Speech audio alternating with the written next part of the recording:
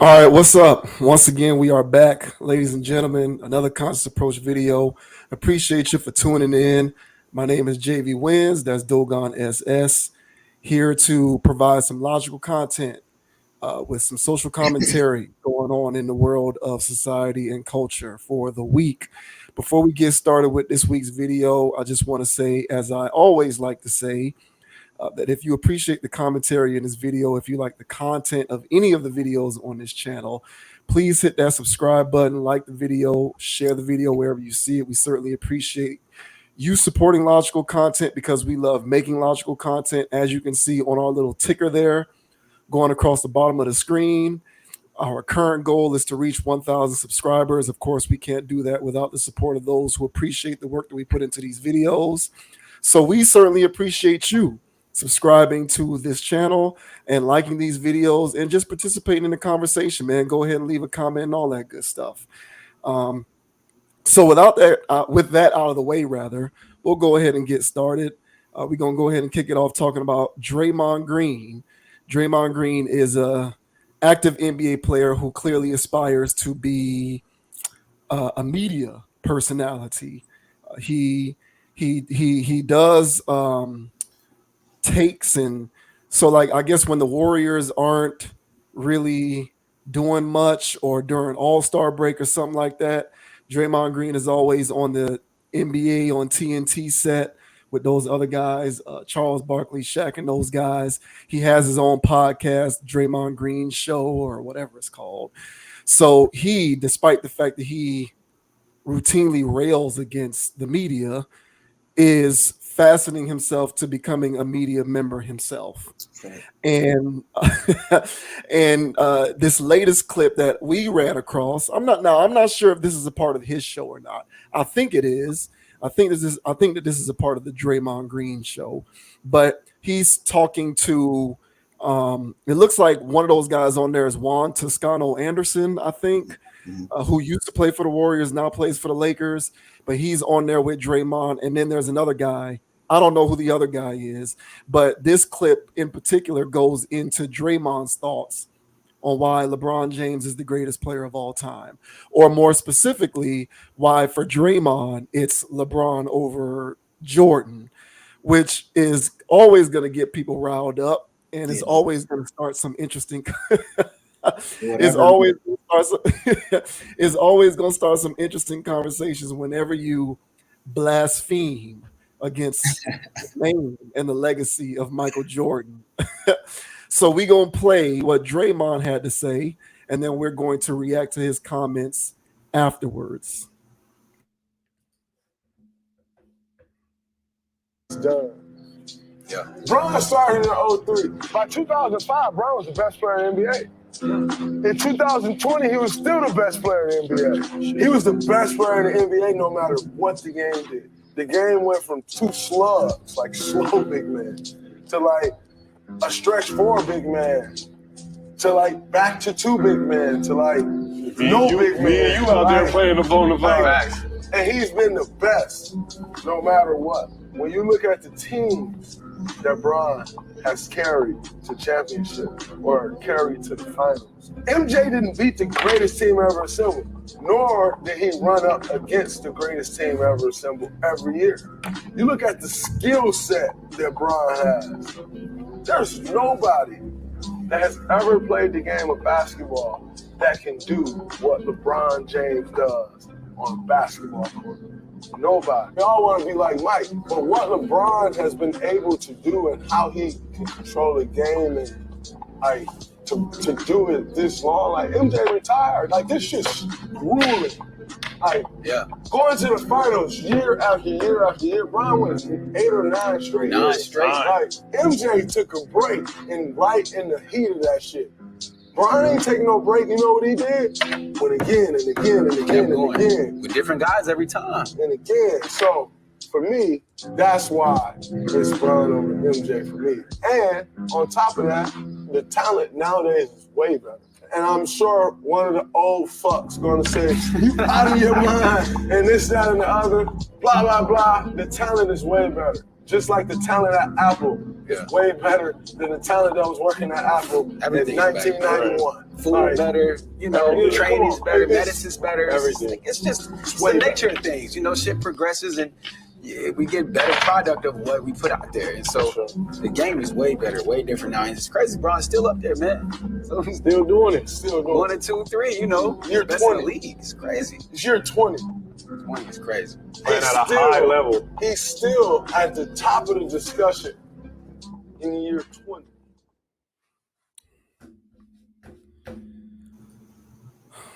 Well. He's still at the top of the discussion in year 20. All right, what you got on that?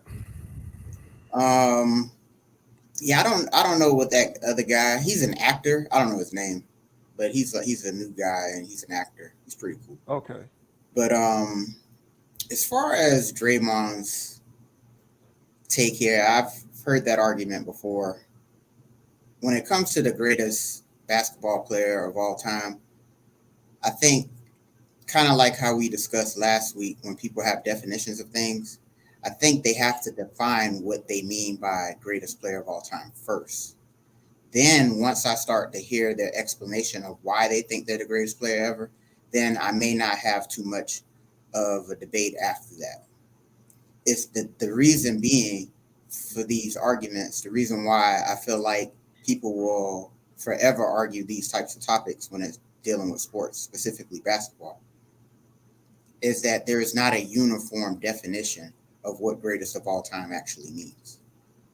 And kind of like when you talk to people, especially back in the day when record sales actually meant something, when people would say that, oh yeah, Eminem's the best rapper. And it's like, well, why is he up there with, Jay-Z and Tupac and Biggie? Why is Eminem up there? Look how many records he sells. And it's just like, okay, so that's what you're basing your hierarchy on, record sales. So it's not so much lyrics, it's these criteria. So same thing goes for LeBron and the Jordan argument. My definition of what constitutes a basketball player is different than others. And so me personally, I don't think either one of them is the best basketball player. Hot take, right? I don't think either one of them is the greatest basketball player ever. All right. But that's my opinion.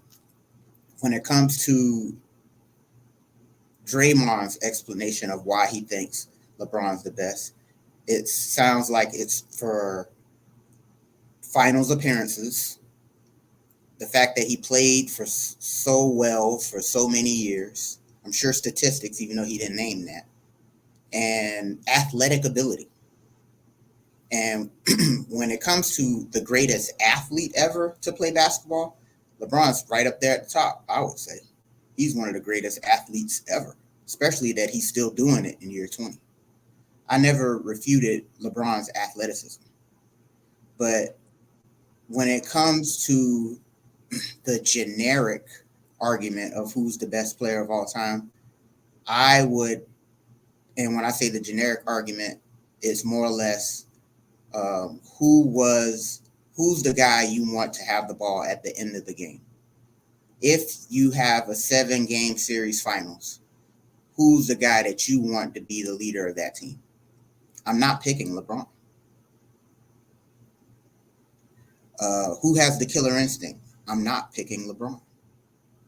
LeBron's not going to put his foot on my throat and want me to gasp for more breath so he can push a little harder. That's Jordan. And so when it comes to the generic argument, I side with Jordan on the generic argument because I think that's when people more or less, and I agree with that. If there was a 7-game series, who do you want to be the guy to take the final shot, to lead the team throughout the whole thing? I'd be hard pressed to find anybody over Jordan when it comes to modern basketball. When I say modern basketball, because Jordan modernized basketball, and we can get more into this later, but this individualistic way of playing basketball is a more modern form of basketball. And so Jordan, who spearheaded that, he is the pioneer. And then everybody tries to be like Mike. So even LeBron is being like Mike.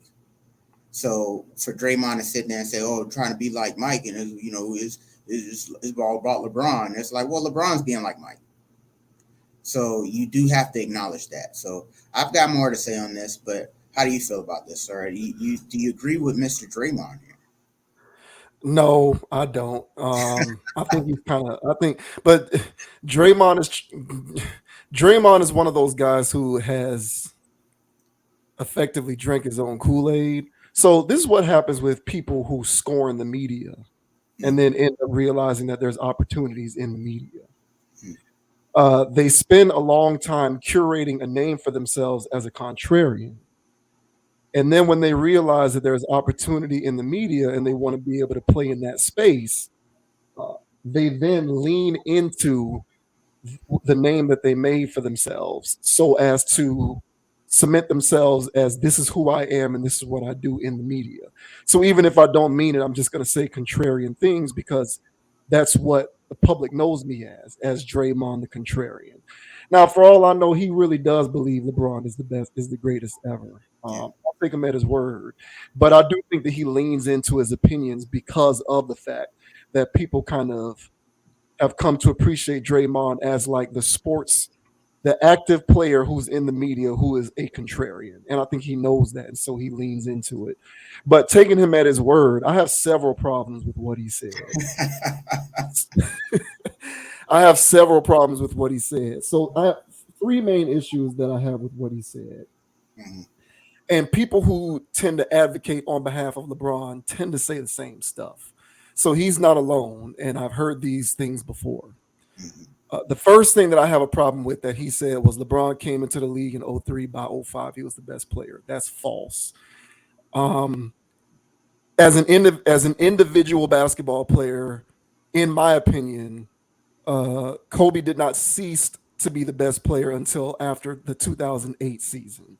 So the year that they went to finals in the 2007-2008 season, the Lakers, and lost to the Celtics. After that year, I would go ahead and say as an individual player, LeBron was the best player. But prior to that point, there were too many holes in his game to exploit. And he leaned heavily on athleticism. But that's a fallacy. People like to say that LeBron was the best player in the league that early on because of the numbers that he was putting up. I believe that to be false. That's not true. So that's the first issue that I have with what he said. The second issue that I have with what he said is when he talks about the teams LeBron, quote, carried to the finals. This is another common misconception. However many times LeBron went to the finals, every year that he was there, with the exception of, I believe, two teams, he was playing with a stacked deck. So the first year that Cleveland went to the finals and they lost to the Spurs and got swept, I think that was the 2005 finals. I'm willing to concede that that was a team that on paper you wouldn't think got to the finals, but got there because LeBron just muscled them there. So even though I hate this idea of LeBron dragging professionals to the finals, I'll give you that for the sake of the argument. The other one that I'll give you is the year that Kyrie and Kevin Love got hurt. I believe Kevin Love got hurt in like the second round, and then Kyrie goes down in the conference finals, and then the Cleveland ends up winning, and they get to the finals against Golden State, lose 4-1 because they were undermanned. It was LeBron and supporting players, J.R. Smith and all of those guys. I'll give you those two. Other than that, LeBron hasn't dragged any teams to the finals. He hasn't carried any teams to the finals. 4 straight trips to the Heat, those rosters were stacked. And I don't, if you follow the sport, I don't need to go down the list. Dwayne Wade, Chris Bosh, Mike Miller, Shane Battier, Ray Allen, Mario Chalmers. The teams were great teams. It is. If you don't agree with that, then you're just a LeBron apologist. The year that they went to the finals, when he was with Golden State, when he was with Cleveland, and they won in 2016, again, stacked deck, healthy Kyrie Irving, healthy Kevin Love, all of these other supporting pieces, Tristan Thompson flying around, blocking shots, getting rebounds, J.R. Smith hitting open threes. That was not a weak team. I think Kyle Korver was there too. That was not a team that you would say LeBron dragged to the finals. And then the team that they went to the finals with the Lakers, the bubble year, again, that was not a team that LeBron dragged. Anthony Davis at the time, some would argue, was a top 5 player, so on and so forth. I don't need to go through the history of it. But that's another thing Draymond said that is wrong, that pisses me off when people bring it up, because LeBron, there's this mythical, there's just this myth out there that he drags teams to the finals. He's maybe done it twice at the most. And then the other thing that he said that I don't agree with is Jordan never beat the greatest team ever assembled. Well, for that matter, neither did LeBron. Now, I assume that when Draymond Green brings this up, he's talking about the 2016 season when Cleveland won against Golden State. I'm assuming that's the year that's what he's referring to when he says greatest team ever assembled. No, LeBron didn't beat that team either, because let's see, Andrew Bogut was a starting center, went down in game 1, tore his ACL, never came back. Andre Iguodala was compromised with a bad back, couldn't guard anybody. Steph Curry was compromised with a bad ankle, couldn't guard Kyrie. Kyrie cooked in the whole series. Draymond Green himself took himself out of the series by getting suspended for an elimination game in game 5. And then Cleveland wins in game 6. And then Kyrie hits a shot in game 7.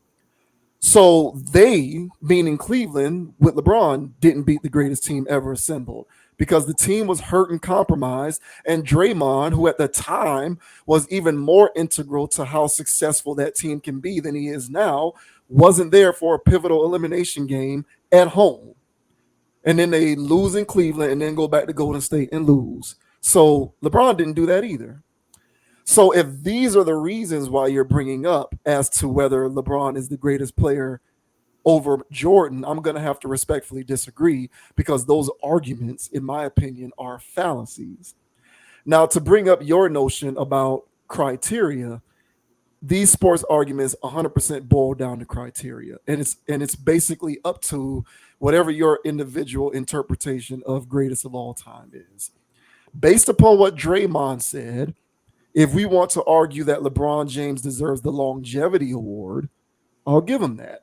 No one has sustained high-level play for 20 years, at the rate that LeBron has. I'm willing to concede that. I'm also willing to concede that he is the Swiss Army knife player of all time, in terms of a guy who can just fill a stat sheet doing anything you need him to do, but make free throws at the end of the game and consistently hit threes. Percentage-wise. But yeah, he'll get steals, block shots. He'll get rebounds when he's willing to. He'll get assists. He'll get steals when he's willing to. And so I'll give him the Swiss Army Knife Award. But me personally, when it comes to skill, individual accolades, and postseason success, juxtaposed to Jordan, I can't give LeBron that. But again, that's my criteria. So again, this pretty much just kind of ends up degenerating into a shouting match, and it comes from your sensibilities of what you think and how you factor greatest of all time, best, and all of this kind of stuff. I can't go for that. I can't go for LeBron. I can't go for it in a vacuum based on my criteria, and I can't go for it based upon what LeBron mentioned not LeBron, but what Draymond mentioned in that clip. I think Draymond's arguments are full of fallacies, but this is what LeBron fans do. They believe in these false myths and these fallacies in terms of the myth of LeBron and what he's done throughout his career. There's too many holes in that argument, and quite frankly, there are too many holes in LeBron's career compared to Jordan and what Jordan did.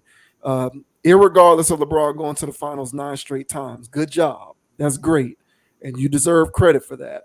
But again, most of those teams that LeBron was on during that run, when LeBron was going to the finals 9 straight years, he was not playing with also-rans. He was on great rosters. And people need to stop perpetrating this fraud that he was dragging teams to the finals when he wasn't, with the exception of, in my mind, 2 years in which that argument would actually apply. So, whether it's my opinion or whether it's what Draymond said, I can't go for that in any kind of way. Well said. Hey, look, when we're dealing with LeBron fans, their scope is limited to the 20 years that he's been playing, and I would argue it's a generational thing. Yeah. And the younger people who saw LeBron play, they didn't even see Kobe play all of his years. They saw mostly LeBron. This guy flying through the air. His Heat days. If you just watch those highlights now, it is outrageous stuff. The guy is an animal as an athlete. Yeah. So I never questioned his athleticism, like ever. Guys like Draymond who play against LeBron, they marvel at his athleticism and his skill set. I don't question his going to the gym, him putting in the work to get better at areas in his game that he was weak at. I don't put any of that stuff past him. I'm not saying that he hasn't done that. What I'm saying is I don't want him being the guy taking the final shot if I have an option between Jordan and him. So if it's between Jordan and LeBron, I want Jordan taking it. If there's one game to win, I want Jordan playing in that game, period. I saw Jordan do things. To literally wield his team to a win. LeBron, he has pockets of that. And you can go through his career where he decided to go beast mode in a game. Over here, over there. Most of the times where he should have went beast mode, he was passing the ball to other people. So in the beginning part of his career, there was a heavy criticism of him not taking a final shot. I at the time felt as though it wasn't fair, but when they're trying to create this new GOAT has to take shots. Mm-hmm. And so I'm like, hey, look, he's not that. He's just really good at doing all this other stuff. Let the man just be really good at doing all this other stuff. No, he has to be the greatest of all time. He has to be. So take that shot because you're athletically better than everybody else. And I'm like, well, that's not fair to him. I didn't think that was fair for him. But then once he started getting into it all and started buying into his own hype, he never fans the flames to this. But low key, you can tell that this is something that's important to him, of course. And He said it once. He did one time say, I think it was after the 2016 thing, he did publicly say, I think based on what I've done and what happened here, I feel like I'm the greatest ever. He did say that. So he doesn't do it often, but he has, verbalized that at least once. Well, and you don't put in the amount of work that he has put in over his career to not be the best player ever. So I'm sure that's on his mind, but I am sorry. All right.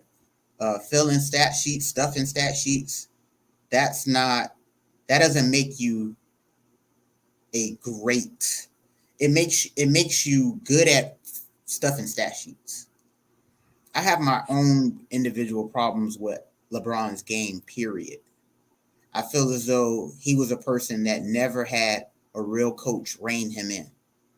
If you've ever played, basketball, youth basketball and stuff like that, there was either the coach's son or that kid on the team that was more athletic than everybody else. So the coach would just say, give him the ball. LeBron has always been the guy where they say, give him the ball. He's jumping over everybody. He's taller than everybody, stronger than everybody. Just give him the ball. And so since he's always been that guy, and he came into the league with that energy, he never really had a real head coach. The one place that he ever had an actual franchise structure was when he played for the Heat. And even then, he was still trying to play GM and do all these other things that he does at these other locations. And he claimed he wanted Popovich as a coach. No, he didn't. Because Popovich would have tried to rein that in. The closest he got to Popovich was playing under Spoelstra via Pat Riley. Right. And so when he actually had that structure, he was bucking all the time. And he's even said this before, that when he went to Miami, that's when he learned how to be a professional. If he ever played in a situation where he actually had a coach to make him play small forward, I think this would be a different discussion, for me at least, over time and his legacy. I really feel like he would have won more championships had he just played his position. Yeah, you can bring it up court. Yeah, you can do all these things. But to me, pounding the ball for 20 seconds, then driving to the lane and then passing it out to somebody on a wing, it's not vision. Does he have vision? Yes. But not Jason Kidd vision, not Steve Nash vision. No. He pounds the rock for 20 seconds, throws it in a random corner. He turned Bosch into a shooter. He turned Love into a shooter. He limits other people's game. One of the arguments that I can't stand is that he makes people around him better. No, he doesn't. he absorbs so much of everything that he limits other people's superpowers. Kevin Love, when he went to the Cavaliers, the guy was a monster, a 20 and 10 monster. You know, he could hit threes, but the guy was just a beast. As soon as he goes to Cleveland, he's relegated to the 3-point line exclusively. Mm-hmm. And it's like, well, what's this about? Well, we're playing LeBron ball, not basketball, by the way. Yeah. And so I'm not a fan of LeBron ball. If LeBron played for Golden State would be a completely different run operation.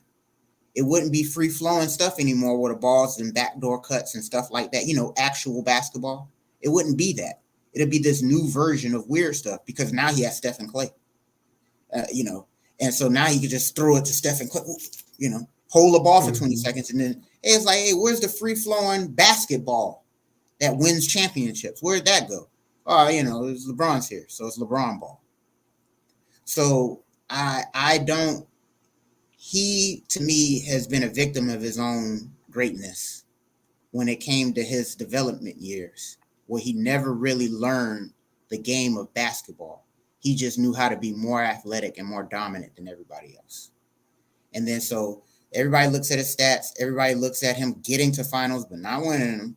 All right, just getting there. I guess that's good enough, right? In the weak East at the time, by the way, as well. And just getting there. I guess that's good enough. But to me, I'm no Jordan stan. I have my own takes on Jordan. All right. I have my own takes on him. All right. I feel like his version of basketball, as exciting as it was, all right, I feel like what that did was it took away from the game of basketball. And it created star guards all over the place. And everybody wanted to be Jordan, take the game-winning shot, hold the ball, and all this other stuff. I'm a fan of free-flowing basketball. So backdoor cuts, pick and roll, everybody contributing to the W, not just one superstar, falling away at the end of the game to get all the glory. And so, but be that as it may, if we want to stick to this more individualistic modern form of, elite basketball players, then yeah, Jordan wins because he created it, in my opinion. So Yeah. That's a lot of LeBron fans gonna hear all the stuff that you said and go crazy, especially the people in the media. Y'all. I mean, hell, just look at the facts. It's right there. Yeah, no, I think LeBron has just had everything working for him, and he's benefited. I once called LeBron the greatest. He is the recipient of what I call the greatest superstar double standard in the history of sports. I used to say it was between him and Tom Brady, but Tom Brady was actually continuously winning Super Bowls. So after a while, I had to kind of lay off that with Tom Brady because he just kept winning. But with LeBron, he was like the first player ever to whom he would get all the credit for success and then get none of the criticism in failure, which I had a serious problem with because prior to him, that wasn't the case. And other superstar guards, they were in the same circumstances. Tracy McGrady in Houston, for example, got blamed because Houston would come up short in the finals while he was there. Yao Ming was always hurt, but it was a stain against Tracy McGrady's legacy. Yet when LeBron comes up short, it's because he doesn't have enough help. And he doesn't have good enough teammates. And that was just a running narrative with him all throughout his career. And so he's benefited from the greatest superstar double standard in the history of sports. And he's benefited from a very pro LeBron media, which is another fallacy. There's this idea that likes to be created that there are all of these elements in the media that are anti-LeBron. No, there aren't. As far as I can tell, especially in the big time mainstream areas of the media, you might have one detractor here or there, but for the most part, you've been having people singing that LeBron is the greatest player ever tune for forever. And I don't understand how a guy can be underappreciated when every single time his team succeed, it's a referendum on his all-time greatness and how he contributed to everything that happened well and led these teams and dragged all of these teammates, all of these pros to the promised land as if he was the only person who was capable of doing such a thing. And so, it's interesting. I think that a lot of younger, especially pro players, they came up listening to that. And so now they kind of believe it. They kind of buy into the secret sauce. And I guess LeBron now is what I guess you would consider our generation's Jordan to have been. It's a similar dynamic, but it is definitely generational. I just don't agree with any of it because there's just fallacies all around. I mean, if you want to give him credit for going to the finals 9 straight times, again, I'll give him the Iron Man Award, the Longevity Award, but you can't supplant that. You can't supplant a guy who went to the final 6 times and won all 6 times with that. To me, those are 2 different things. One is Iron Man, longevity and consistency, and the other is just greatness in a vacuum. He went 6 times. He won all 6 times. He won the MVP in that finals every time. Like 5 times he got the MVP. Like if you want to do the number and the accolades thing, if you want to do the skill thing, all of that kind of stuff. If you want to do the championship postseason thing, I feel like he has it all locked in. I feel like Jordan has it locked down. And full disclosure, I do believe that Jordan is the greatest player ever. However, if people want to say it's somebody else, I'm not going to get mad. Hell, if people want to come out saying that it's LeBron, I'm going to have to ask you to qualify your opinions with I'm going to have to ask you to qualify that opinion with sensible arguments and not he puts up numbers and makes his teammates better and went to the finals 9 times. Like I'm not buying that. I'm not buying any of that. Those are all specious arguments that don't mean nothing when you compare it to 6 for 6 and 6 finals MVPs, 5 MVPs, like scoring titles, defensive player of the years, like steals, free throws. Like, what are we talking about? I don't understand it. But LeBron has really appealed to a lot of people in the media and to a lot of these fans because of his Swiss Army knife game and his passing and all of these other fallacies that people bring up. Because I agree 100% with you on the LeBron ball thing. I think I even remember calling that crap LeBron ball years ago when it became evident that, maximizing LeBron's abilities is counterintuitive to maximizing the abilities of everybody around him. And yeah, Chris Bosh did become a 17-foot jump shooter when LeBron got to the Heat. And Kevin Love became a 3-point shooter when they assembled that team in Cleveland. And that's really the only way to win when he's there is you have to put in his orbit people who can stretch the floor so that he can bully ball his way to the basket. And oddly enough, that's the reason why the Lakers today are kind of struggling, in addition to injuries. But a lot of that has to do with the fact that LeBron can't do as much of that stuff anymore as he used to be able to. Yeah, right. So if you do not have a roster full of guys who can now be an individual, because LeBron himself now is an individual. He's a get buckets guy. He's not a, kick the ball out to 3-point snipers all over the place because he can't dominate the game physically the way he used to. So if you don't now, you need a roster with guys who can get buckets. And the Lakers are devoid of guys who can get buckets, or for that matter, guys who can hit open threes because they don't even have a lot of shooters either. But, all of this LeBron stuff is what it is. Draymond can say all of that stuff. He drinks the LeBron Kool-Aid. He's a LeBron stan. I think he's a Clutch Sports client as well, which is LeBron's agency for whatever that's worth. And he's just been slurping LeBron for a while now. And he very well may believe that stuff, but the arguments that he brought up to me are bogus. I don't buy them, and I'll never believe that LeBron is the greatest player ever. At this point, there's nothing LeBron can do to change my mind on that. But he does have these newer generations and these younger players, and so y'all newer people, y'all can have that. Go forth with God, because LeBron is your GOAT. And I'll say this for the LeBron fans out there: be honest. There was a 7-game series. Who you picking? Be honest. If there was a final shot, be honest. If there was a final free throw, be honest. Be honest to it. And I hear your arguments of him being one of the greatest athletes ever, because he is phenomenal to watch. I'm not athletically. Basketball wise, he's frustrating for me to watch, because just play basketball. And so if I was assembling a team, I wouldn't want LeBron on my team. The reason being is that he plays his own version of basketball and not the game's version of basketball. And I believe if you respect the game of basketball and you play it the way that it was organized to be played, much like how the Warriors play whenever they're doing whatever they're doing at their highest, that's, to me, I want somebody that can play within that system. They can play basketball. And the times that LeBron went to the finals playing his version of basketball and he lost in the finals, he lost to teams playing basketball, not LeBron ball.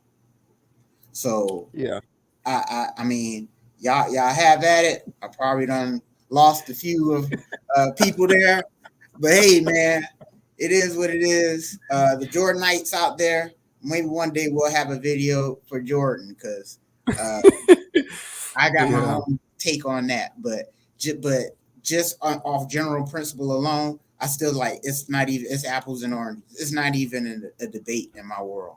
Just be honest. Ask yourself those survey questions, and I think you'll be on my side as well. They'll answer LeBron, but the thing is, they will be being honest, because they do believe that. They truly believe it. They do. LeBron, look, one thing, like you credit Jordan for sort of proliferating individualized basketball. Mm-hmm. I credit LeBron for the stat era of basketball. LeBron did that, because before LeBron, nobody would say, oh, he had 25, 8, and 8. He made his teammates better. Like, nobody automatically equated amount of assists in a game to making teammates better before him. But he showed up and he started getting 7 and 8 assists a game, and it was he made his teammates better. So what was Steve Nash doing before him? What was Jason Kidd doing before him? Hell, what was Magic doing in the 80s? And another thing, right, and like what a lot of people like to do now is equate these numbers with a trait. So now, because recently LeBron passed Magic for most assists ever or something like that, and so now people are trying to make it seem like LeBron, like, I don't care how many more assists LeBron records than Magic Johnson. LeBron on his best day was never a better passer than Magic Johnson. Yeah. Now, LeBron's going to have the counting numbers. He's going to have the assists. He's not a better passer than Magic. He never will be. He never was. But that's what LeBron fans do. LeBron ushered in this era of these stats being used to make arguments that otherwise don't make sense. But the game has changed. And just the other day, Draymond Green surpassed Michael Jordan himself for most made three-pointers in a career. I saw that, yeah. So hold that, whatever that's worth, right? The game has changed. It's a lot faster. Yeah. And with all the advents of all, and they said it in here, when they talk about people today are better, all right, whatever, skill-wise, okay. Right. But there's a missing thing in the skill. So they can piece together all of these skills, dribbling, dunking, jumping, running faster, modern science, this and this and that, watching old heads play and evolving game off of that. All of that stuff's great. But one thing that I would say that is missing from a lot of these guys that have all of these talents is that they are missing an internal thing called an it factor. And I'm waiting for this guy that's going to come in that has all of these modern tools, but he has an it factor that's mechanic, like it's just robo-like, and he will go out, shoot, and kill. I'm looking to go see that. I haven't seen it. These young guys right now, all the talent in the world, they do make LeBron look like he's one of the best, and it's like, well, these young guys are very impressive. So hopefully, the Cunninghams, Kay Cunningham or John Moran or one of these guys, hey man, Luka, one of these guys can show people, that's what it looks like. Yeah, we can have a basketball video that goes on for 2 hours talking about yeah, we already went 40 minutes. We honestly could, because I can go on and on about all that, John Morant, that Luka, all of that. Jason Tatum too, throw him in there. But I guess that's a conversation. That's a conversation for another video. But for the after last year, man. For the purposes of this one, I can't give you that. I in the words of 2 Chainz, man, I can't go for that. I can't. So, but y'all can have it. Y'all love LeBron. Y'all can have it, and I guess go with God. But I can't go for it. Yeah, I can't go for it. Can't go with Draymond. I can't respect anyone's opinion who comes at me with that stuff. I can't do it. But there you go. According to Draymond Green, LeBron is LeBron over MJ, and I guess to him that's all facts. But we'll see. We'll go ahead and sidestep from there, and with the next topic.